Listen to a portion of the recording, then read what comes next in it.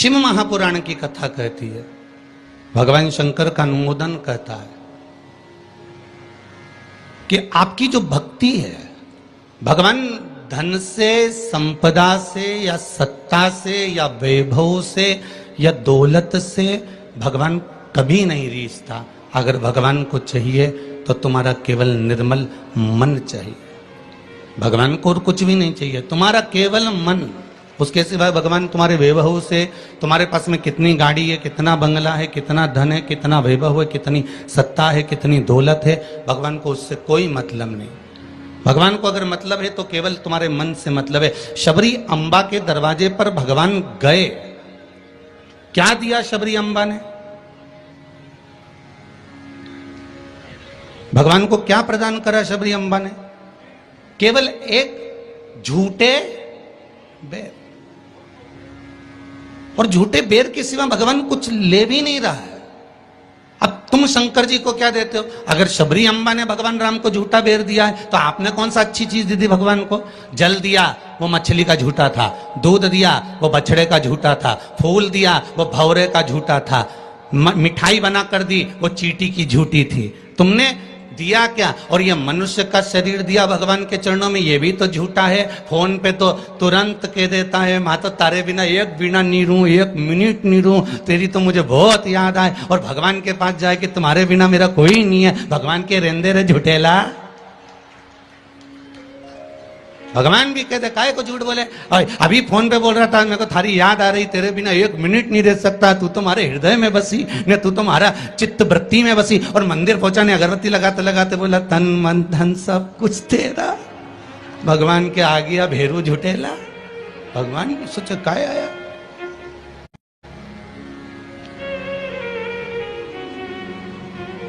अगर शबरी अम्बा ने झूठा बेर दिया है तो हमने कौन सी अच्छी चीज भगवान को दे दी है?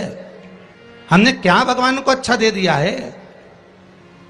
हम भी तो झूठा ही दे रहे हैं। पुष्प दिया, वो भी झूठा था। जल दिया, वो मछली का झूठा था। दूध दिया, वो गाय के बछड़े का झूठा था। मिठाई दी, वो चींटी की झूठी थी। हम जो परमात्मा को दिए वो सब कुछ झूठा था। यहां तक हम भगवान का जो स्मरण भी कर रहे हैं, कई लोग भगवान के मंदिर में बैठकर घंटों तक माला पकड़कर भी अगर भगवान के मंदिर में बैठकर भजन कीर्तन स्मरण कर रहे हैं तो वो ये सोचे कि नहीं ये सत्य है, तो उसने उसमें भी छल कर दिया। थोड़ी देर तक तो मन लगता है, उसके बाद ये चित्त, ये वृत्ति, ये मन कहीं ना कहीं डोल जाता है। इस मन को लोग कजन कहां लेकर चले जाते हैं। बड़ा बड़ा कठिन है महाराज, ये बड़ा कठिन।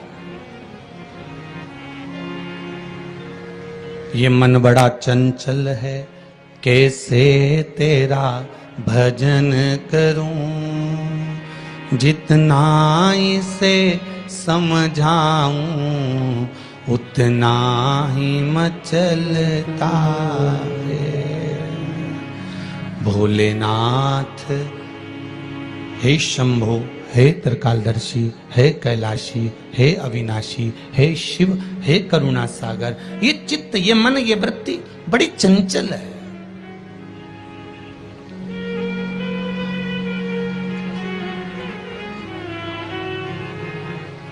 अगर ये मन, ये चित्त, ये वृत्ति थोड़ी भी परमात्मा में लग गई तो जीवन की सार्थकता हो गई।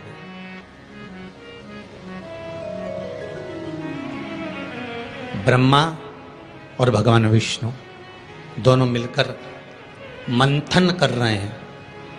और एक बात बहुत ध्यान से सुनना, शिव महापुराण के इस चरित्र को याद रखना कि ब्रह्मा और भगवान विष्णु ने मंथन किया, और मंथन किया तो शंकर भगवान के शिवलिंग को प्रकट किया। आपसे भी निवेदन है, जब दोनों पति पत्नी, भाई भाई, घर के बुजुर्ग, माता पिता, घर के बच्चे जब एक साथ कहीं बैठे हुए हों तो शिव महापुराण की कथा कहती है आप भी शिव महापुराण का थोड़ा सा मंथन करो। उस मंथन से जो प्रकट होगा वो तुम्हारे घर का आनंद करा देगा। शिव पुराण का मंथन।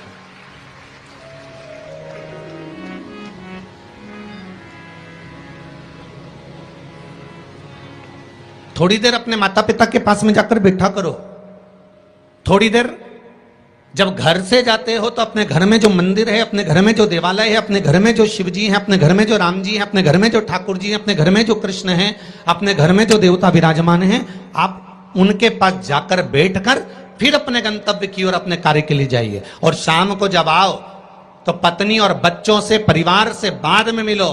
सबसे पहले अगर दुकान की चाबी भी लेकर आए हो, थोड़ा सा धन भी लेकर आए हो, थोड़ा सा सामान भी लेकर आए हो, थोड़ा सा व्यापार का कुछ चीज भी आप लेकर आए हो, तो सबसे पहले जाकर भगवान के मंदिर में जो आपके घर में है उसके पास में बैठकर उसको बताया करो, आज मैंने व्यापार करा उसमें यह लाभ हुआ, आज मैंने व्यापार करा उसमें यह हानि हुई, और आपकी कृपा से आज मैंने दुकान, व्यापार, व्यवसाय आज का पूरा करा। हे देवाधिदेव महादेव, हे मेरे ठाकुर, हे मेरे कृष्ण, हे मेरे राम, आज भगवान की कृपा, आपकी कृपा बहुत बनी रही और मेरा सब कार्य सफल हुआ। बाबा को प्रणाम करो, नमन करो और फिर अपने माता पिता, परिवार, कुटुंब, कबीला जिससे मिलना है मिलो, फिर मिलो।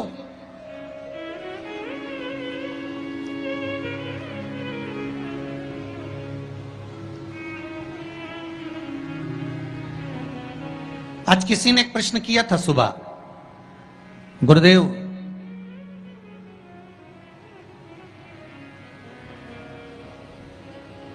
अगर भगवान के मंदिर जाना है हमको और शरीर में अगर कष्ट है, शरीर में अगर रोग है, शरीर में अगर बीमारी है, शरीर में अगर दुख है, शरीर में अगर कष्ट है, तो क्या नहाना जरूरी है?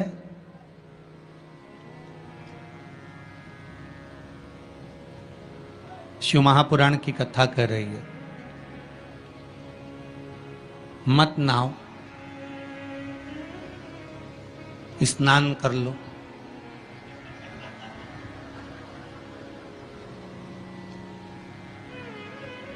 मत नहाओ, स्नान कर लो। नहाने में और स्नान में जमीन और आसमान का अंतर है। बाथरूम में गए, साबुन लगाया, शैम्पू लगाया और ये सब लगाने के बाद में तुमने जो तुम्हारे ऊपर पानी उंडेला, इसको नहाना कहते हैं। ठीक है? जो तुमने साबुन लगाया, शैम्पू लगाया, पानी डाला, उसको नहाना कहते हैं। और मंदिर में गए अर्थात आप बाथरूम में ना जाकर भी सवेरे से उठे और उसकी भक्ति में लीन होकर दिल से उसको याद कर कर और मान लो मुंह धोकर भी भगवान के दरवाजे तक पहुंच गए तो उसको स्नान कहा जाता है। कर लिया ना बहु?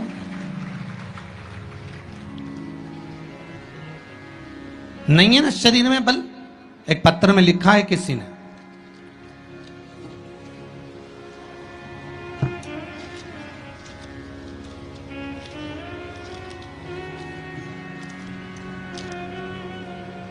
मैं बदनावर धार के पास बालोदा में रहती हूं, मेरा नाम शांतिबाई कुमावत है, कहीं बैठी हो तो खड़ी हो जाएं। आप ही हैं? दोनों हाथ हिला दो एक बार। मेरा नाम शांतिबाई कुमावत है। गुरुदेव, आज मैं अपने पैरों पर खड़ी हूं और घूम रही हूं, ये शिव की ही कृपा है, शंकर की कृपा है। मैं कैंसर से पीड़ित हूं, बहुत सारे अस्पतालों में मेरा इलाज हुआ है। ऐसा कोई हॉस्पिटल गुजरात का, राजस्थान का और महाराष्ट्र का नहीं जहां पर मेरा इलाज नहीं हुआ। रह रह कर कैंसर उपज रहा था, परेशान हो गई थी गुरुदेव। तब बाबा की कृपा से डॉक्टर ने कह दिया अब तुम्हारे शरीर में और ऑपरेशन का दम नहीं बचा, इसलिए अब तुम भगवान के ही सहारे जियो। और डॉक्टर ने अगले ऑपरेशन करने से मना कर दिया। मैं घर आ गई, शिव महापुराण की कथा सुनी और गुरुदेव अब मैंने भी विचार कर लिया कि ये शरीर मैंने शंकर को दे दिया। और गुरुदेव एक बेलपत्री शिव जी पे चढ़ी हुई अपनी पोती से, बेटों से बुलवाती और उस बेलपत्री को जल के साथ खाना चालू कर दिया, 2 कदम भी नहीं चल पाती थी क्योंकि कैंसर के ऑपरेशन इतने हुए थे। गुरुदेव, आज मैं इस पंडाल में बैठकर कथा सुन रही हूं, ये शिव की ही कृपा है, ये शंकर की करुणा। एक बात बहुत सुंदर आपने लिखा है शांतिबाई जी, माता जी, कि गुरुदेव जांच भी कराई, अब डॉक्टर बोल रहा है तुम तो ठीक होती चली जा रही हो, ऑपरेशन की भी जरूरत नहीं है, अब बाबा की यह कृपा हुई है, ये करुणा है। बैठो मां, बैठो। हर हर महादेव। ये शिव की कृपा है, ये शंकर की करुणा, ये शंकर की उदारता है, ये शंकर की दया है, ये शिव करुणा है। अकाल मृत्यु वो मरे जो काम करे, चंडाल का काल उसका क्या बिगाड़े, जो भक्त हो महाकाल का। शंकर की आराधना करने वाला, शिव का स्मरण करने वाला, शिव भक्ति में डूबने वाला, शंकर का अनुमोदन करने वाला कभी भी भटकता नहीं है। शिव उसको मार्ग तक पहुंचा ही देता है, पहुंचाएगा।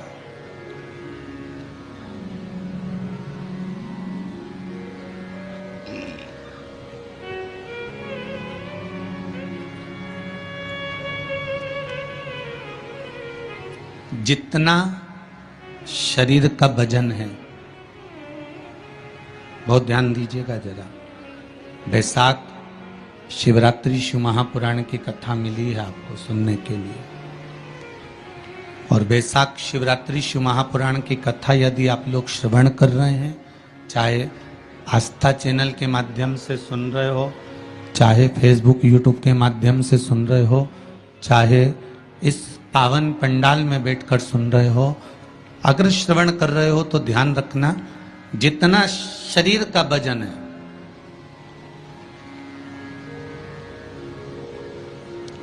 सत्तर kilo, 25 kilo, 20 kilo, 15 kilo, 50 kilo, उतना ही किलो के हिसाब से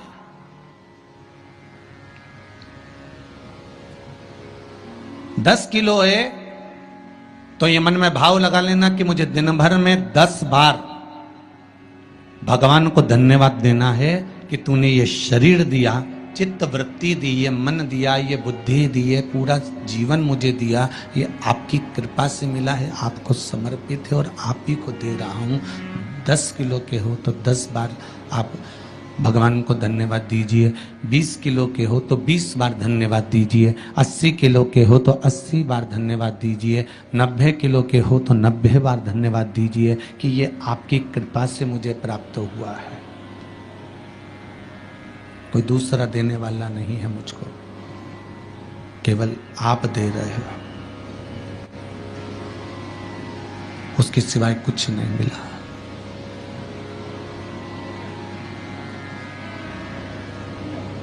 बड़ी मुश्किल से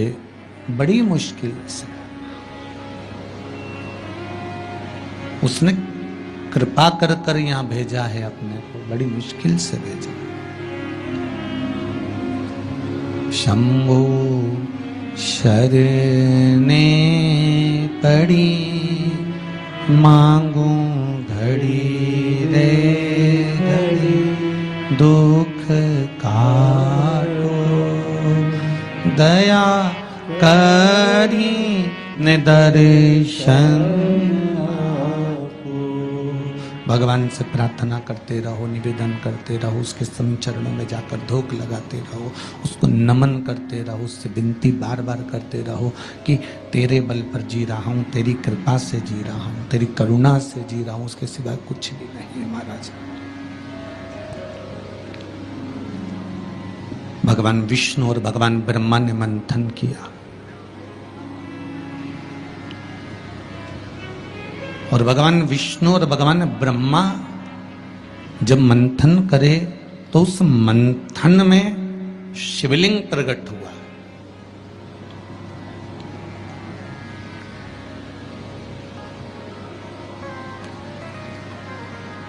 मंथन में शंकर का प्रकट होना बहुत बड़ी बात है।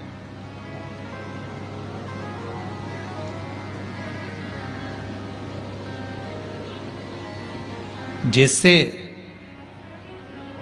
बात बात में शिव जी का नाम, शंकर का यश, शंकर भगवान का गुणगान, शंकर भगवान की भक्ति की बात आपके मुख पर अगर बार बार आ रही है ना, आप बार बार कह रहे हैं कि बड़ी कृपा करी साहब, मैंने तो पशुपति व्रत करा था और भगवान ने मेरा ऐसा कर दिया, मैंने भगवान को मूंग चढ़ाया था और भगवान ने ऐसा कर दिया, मैंने चावल चढ़ाया था भगवान को और भगवान ने ये कर दिया, मैंने भगवान को बेलपत्र चढ़ाया था, भगवान ने मेरा ये काम कर दिया, भगवान को मैंने धतूरा चढ़ाया था, भगवान ने मेरा ये काम कर दिया। आप बार बार शिव जी का यशगान गाते हो ना, यश गुण गाते हो, तो उसमें भी एक सुख का अनुभव होता है।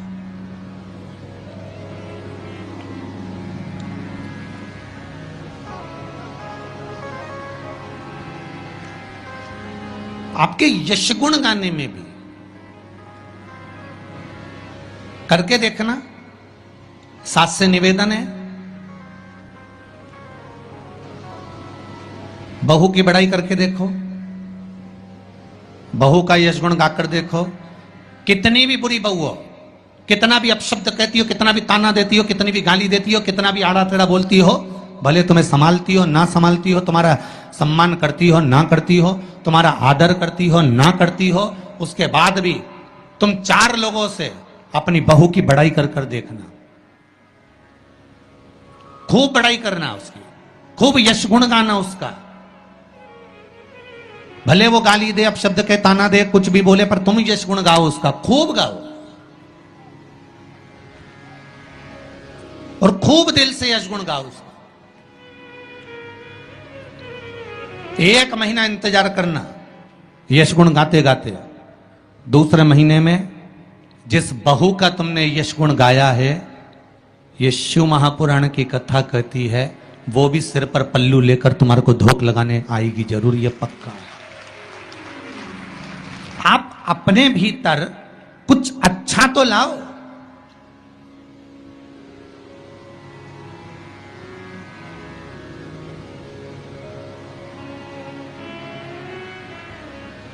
कुछ अच्छा ढूंढने का प्रयास तो करो।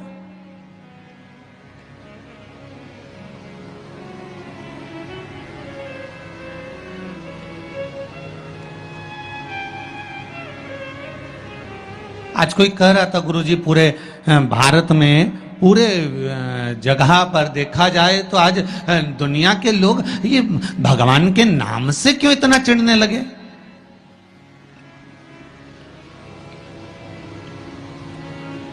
भगवान के नाम से, राम नाम से, शिव नाम से, कृष्ण नाम से,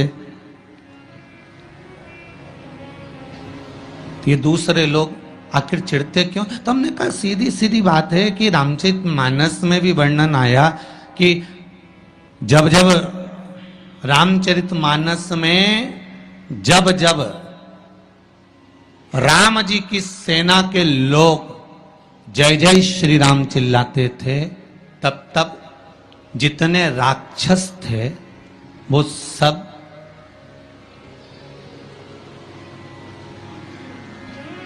जितने राक्षस थे, जितने भी,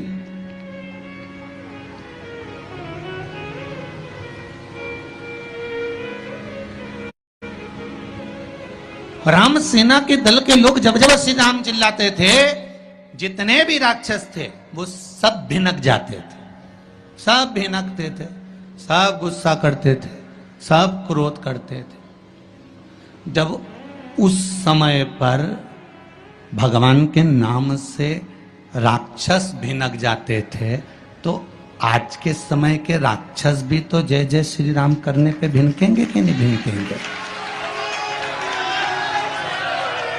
जरा विचार तो करो।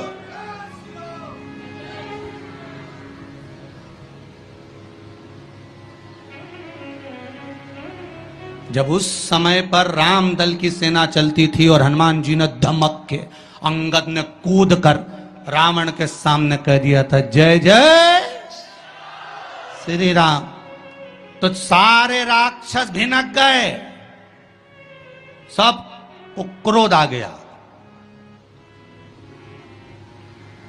सबको गुस्सा।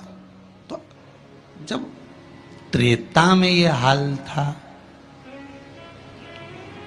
राक्षसों का राम नाम से, तो फिर तो ये तो कलयुग है।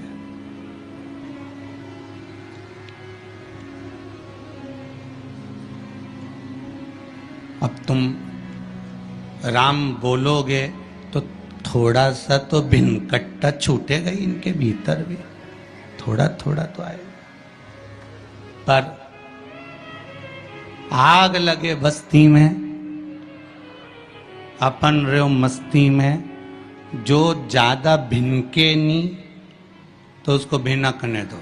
तुम तो जोरदार खजूर वाली चोटी बना के बिंदी लगा तैयार होके भगवान के मंदिर जाओ और राम नाम गुण गाओ, शिव का स्मरण करो, लोटा भर के जल चढ़ाओ, शंकर का भगवान का भजन करो। शिव की भक्ति में जितने जितने लग सकते हो उतने लगो, कुछ नहीं बिगड़ेगा। एक लोटा पानी जो भगवान शंकर को समर्पित करता है, मरने के बाद तुम्हारी औलाद तुम्हारा किसी पवित्र नदी में तर्पण करे ना करे, तुम्हारा शिव को दिया हुआ जल तुम्हारे खाते में पहुंच जाता। आपने जो शंकर भगवान को एक लोटा जल दिया है, शिव जी को एक लोटा पानी चढ़ाया, शंकर भगवान को एक लोटा जल समर्पित करा है, शंकर भगवान को एक लोटा जल अगर आपने दिया है तो वो आपके खाते में पहुंचेगा जरूर, ये निश्चित है, पक्का है।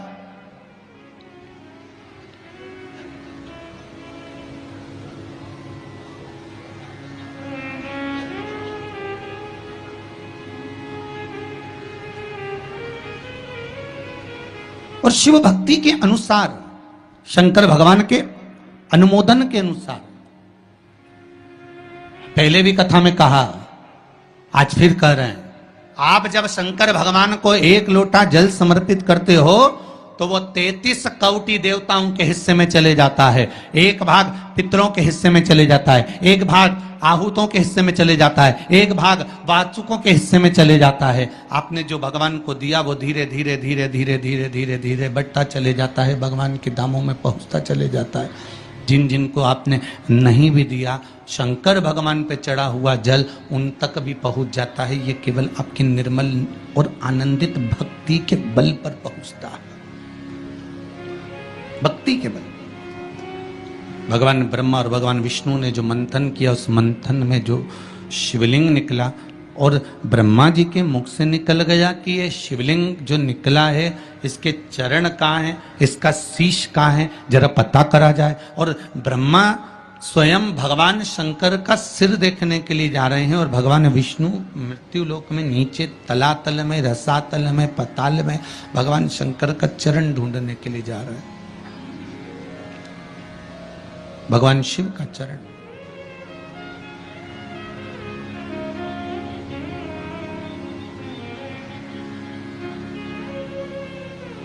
गए दोनों, वो ऊपर गए, ये नीचे गए देखने के लिए। कई लोग शिव महापुराण की कथा, स्मरण, भजन, कीर्तन सुनने के लिए नहीं जाते हैं। मंदिर में कई लोग भगवान शंकर पर जल चढ़ाने नहीं जाते हैं। कई लोग ये देखने के लिए जाते हैं कि कौन आया कौन नहीं आया, किसने सुना और किसने ना सुना, किसने धारण करा किसने ना करा।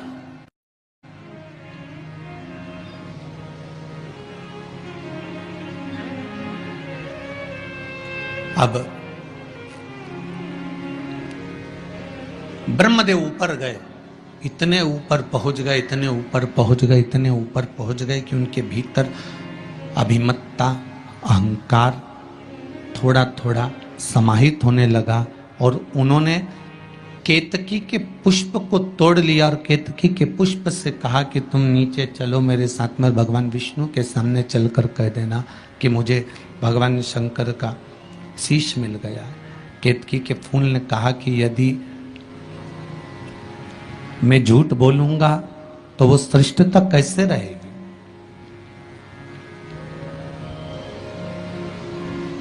मेरे झूठ बोलने की श्रेष्ठता कैसे होगी? कौन मानेगा मेरी बात को? सामने से गौ माता निकल कर जा रही थी, गाय से कह दिया तुम चलकर कह दो कि तुम चलकर कहो कि भगवान ब्रह्मदेव को भगवान शिव का शीश मिल गया। गाय कहती है मैं क्यों झूठ बोलूं? उसको भी थोड़ा सा लोभ दिया गया और केतकी के पुष्प को भी थोड़ा सा लोभ दिया गया। दोनों को थोड़ा थोड़ा लोभ प्रदान करा। और शिव पुराण कथा कहती है कि जब व्यक्ति के जीवन में थोड़ा सा लोभ उपज जाता है, थोड़ा सा लालच आ जाता है, तो फिर जीवन का किया हुआ सारा कर्म उसका बेकार हो जाता है। और वही हुआ है। केतकी के पुष्प के मन में ये लोभ जाग गया कि मैं ब्रह्मा जी के द्वारा सिंचित हो जाऊंगा, आनंदित हो जाऊंगा।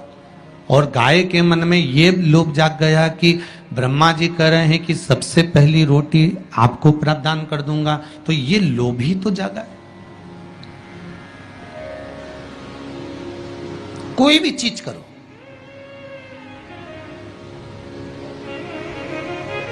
अगर कोई सत्कर्म आप कर रहे हैं, थोड़ा सा अच्छा कार्य आप कर रहे हैं, भगवत भजन आप कर रहे हैं, कीर्तन आप कर रहे हैं, मंत्र जाप आप कर रहे हैं, स्मरण आप कर रहे हैं, नाम जाप यदि आप कर रहे हैं, तो वो लोभ से पवित्र होना चाहिए, बहुत दूर।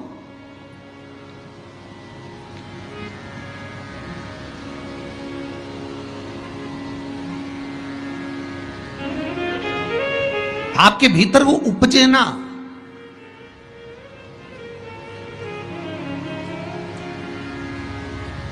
फिर चाहे दुनिया के लोग कितना भी कहे ना, वो एक बेल बेचारा किसान का एक बेल कुएं में गिर गया। अब कुएं में गिर गया तो किसान का बेल जब कुएं में गिरा तो ये देखा कि कुएं में से बेल को निकालना है। खूब मेहनत करी किसान ने बेल को निकालने की, पर वो बेल निकल नहीं रहा था। बहुत बहुत बहुत बहुत मेहनत करने के बाद भी वो बेल नहीं निकला। बहुत अथक प्रयास करा गया पर बेल नहीं निकला। तब किसान ने फिर कहीं मशीन वाले से कहा होगा कि इस बेल को निकालना है। मशीन वाले ने कहा 25,000 रुपये लग जाएंगे, 20,000 रुपये लग जाएंगे। तो उसने सोचा 20,000 25,000 लग जाएगा तो इससे अच्छा है कि इसको पड़े ही रहने दो। बेल किसी काम का तो था नहीं, बूढ़ा हो गया था। अगर बेल बूढ़ा हो गया है तो इसी कुएं में पड़े रहने दो, मर जाएगा। इसी कुआं भी सूख गया है, इसमें कोई दिक्कत वाली बात नहीं, अपन कचरा पटकते जाएंगे, बेल को वहीं की वहीं दबा देंगे। गाँव के लोगों से कह दिया मेरा बेल कुएं में गिर गया है और ये बूढ़ा हो गया था। एक काम करो, तुम्हारे गांव का जितना भी कचरा है ना, घर वाले वो सब लाकर इसमें डालते हैं ना, बेल मर जाएगा, धीरे धीरे उस पे मिट्टी डल जाएगी। गांव के लोगों ने कचरा लाकर डालना चालू करा। जैसे जैसे बेल के पास में कचरा पटकना प्रारंभ करा, बेल भी समझदार था। इधर कचरा पटकते तो इधर पांव रखकर खड़ा हो जाता, इधर पटकते तो इधर पांव रखकर खड़ा हो जाता। धीरे धीरे पूरा कुआं भराते चले गया और बेल कचरे पर पांव रखते रखते रखते रखते रखते रखते बाहर।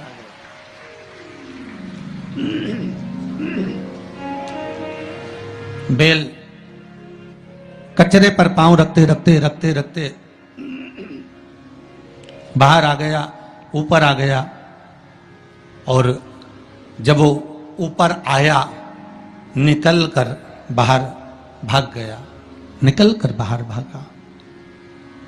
बेल से हमको एक सीख लेना चाहिए, हमको एक चीज सीख लेना चाहिए। बुराई करने वाले कितनी भी बुराई करेंगे, निंदा का कचरा, बुराई का कचरा कितना भी पटकेंगे, हमको केवल उस पर पांव रखकर निकल कर बाहर की ओर चले जाना है और हमारे जीवन को सार्थक बना लेना है। करे करे तो करे।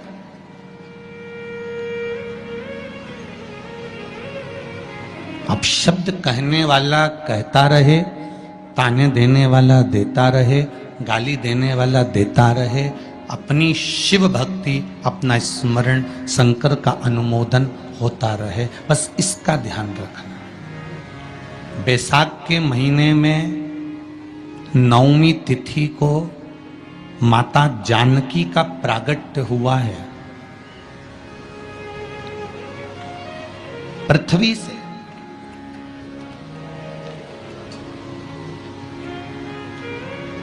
कभी एक विचार करिएगा कि नरसिंह अवतार बैसाख के महीने में हुआ, कुर्मा अवतार बैसाख के महीने में हुआ, हयग्रीव अवतार बैसाख के महीने में हुआ, परशुराम अवतार बैसाख के महीने में हुआ, माता जानकी का अवतार बैसाख के महीने में हुआ। आखिर बैसाख के महीने में, माधव महीने में इतनी महत्वता क्यों?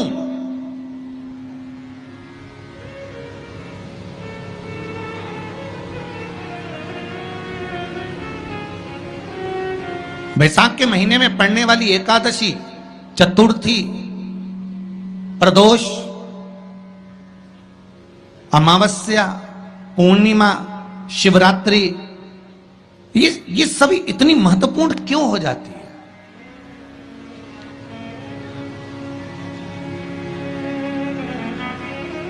इसकी महत्वता इतनी प्रबल क्यों हो जाती है?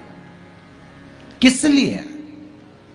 क्योंकि बैसाख का जो महीना पड़ता है, सूर्य की संपूर्ण तपन, सूर्य देव अपने पूर्ण तेज के साथ में, पूर्ण तेज के साथ में मृत्यु लोक के निवासियों पर, चाहे जलचर हो, थलचर हो, वायुचर हो, चाहे जो जीव हैं, उस पर जब किरण फेंकते हैं तो संसार का जो मनुष्य है उस पर जब ताप पड़ता है तो ताप पड़ने के कारण उसके मुख से भगवान का नाम निकल ही जाता है, स्मरण नाम निकल ही जाता है। जब उसके मुख से भगवान का नाम निकलता है तो वो भगवान की शरणागति खुद ग्रहण कर लेता है स्वयं।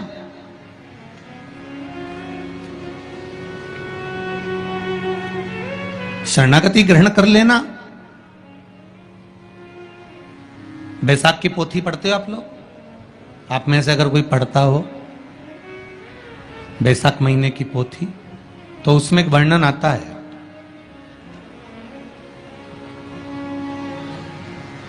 गीता प्रेस गोरखपुर के कल्याण अंक में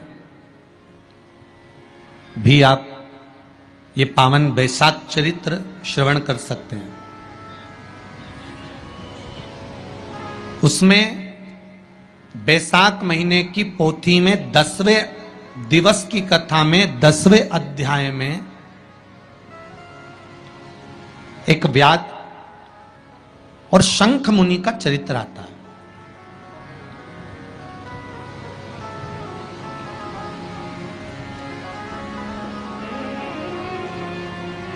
शंख मुनि एक बार निकलकर भगवान शंकर के मंदिर में जल समर्पित करने के लिए जा रहे थे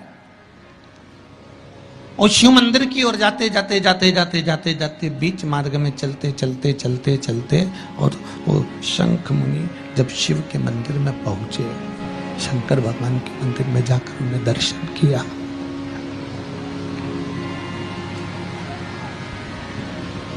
जल का पात्र उठाया और वो जल का पात्र उठाकर जब भगवान शिव को समर्पित कर रहे थे तो उसी समय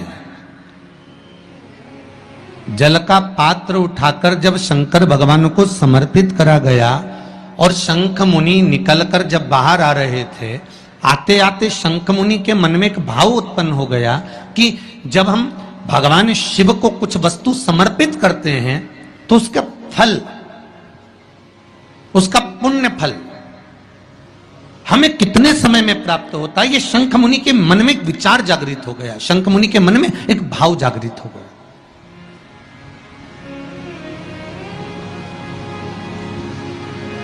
कई माताएं पशुपति व्रत करती हैं, कई ऐसी भी माताएं हैं जिन्होंने 2-3 बार पशुपति व्रत कर लिए होंगे।